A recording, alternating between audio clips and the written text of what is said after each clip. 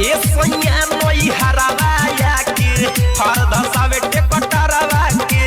अच्छा तो भौजी के का नाम बानू कि नई हरावा के फार धसावे टेकटरवा के। तो ए भौजी भैयावा के नू जब वहाँ न मन लागत रहलक हनु यही से तो नहीं हरवा आ गइल बा, लेकिन अभी उ फार धसावता।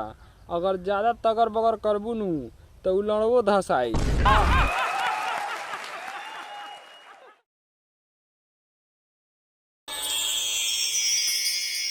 तो का हाल बा भाई लोग, ठीक बानू?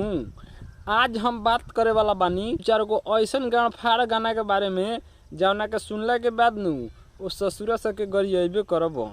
तो शुरू कर जाओ आज के भक्चोदी। तू बड़ा बहारा में हम बानी घरे हमरा के मेहरी नियनो रोज धरे। अच्छा तो भौजी के कहना बानू कि तू बड़ा बहारा हम बानी घरे हमरा के रोजे मौगी नियन धरे। तो ए भौजी जब अमित भैया के बियाह नइखे भेलनू तो तैका धइये लेता तो तोर खिया जाई का।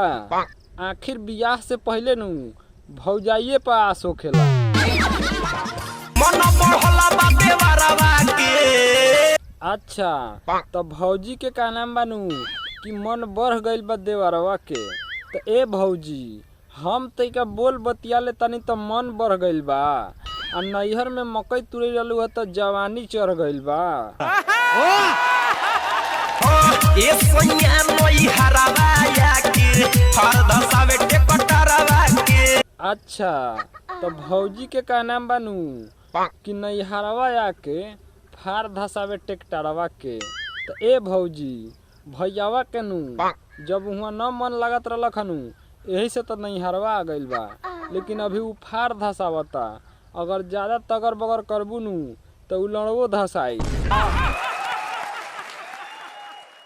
तेरे जुबाना पे हाथ खाली गंदी गंदी बात कके हम के पटावेला। अच्छा तो भौजी के कहे के मतलब बानू कि फिर जोबना पे हाथ कके गंदी गंदी बात हमके पटावेला। तो ए भौजी ई तो मामला गंभीर हो गइल बा।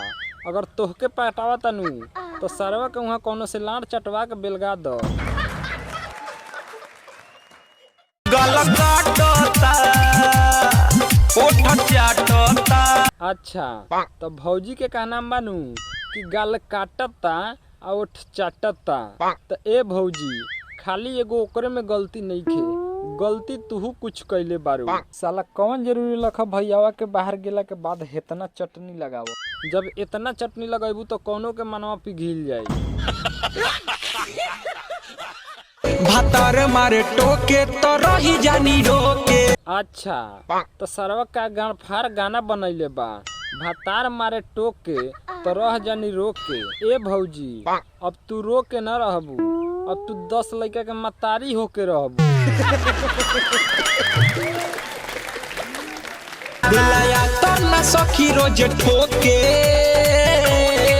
अच्छा तो भौजी के का नाम बानू कि देला आतर न सखी रोज ठोके।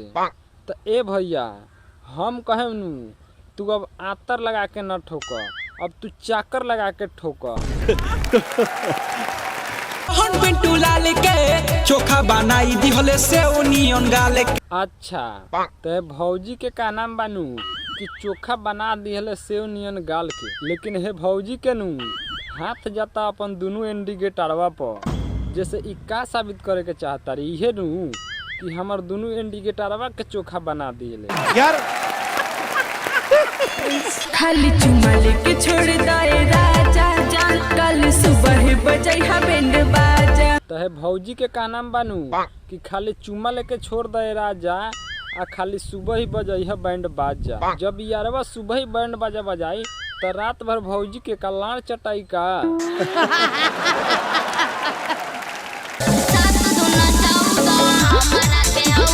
अच्छा तो लइकवा के का नाम बानू कि 7 दूना 14 हमारा के हौ द। हाथ ऐसे बतावता जैसे भौजी के सुधा के कोटा मांगता। ससुरा अभी तू खा के नहीं खा का रे? गजब बेइज्जती है। कि कोटा मांगता रे सुधा के पिए खातिर मांगता रे का? मन मानी आज को दे तोर जवानी। अच्छा तो ई ससुर कहत बोलू आज कोर दे हम तोहर जवानी। अरे ए ससुरे तोहर अभी कहियो खारा होखेला, तू कहत तर बोलू कोर दे हम जवानी। तोरा ऐसन ऐसन नू 4 गोरा खारा है तैयो न भौजी के कुछ होए वाला बा, तू इनकर जवानिए कोरबो।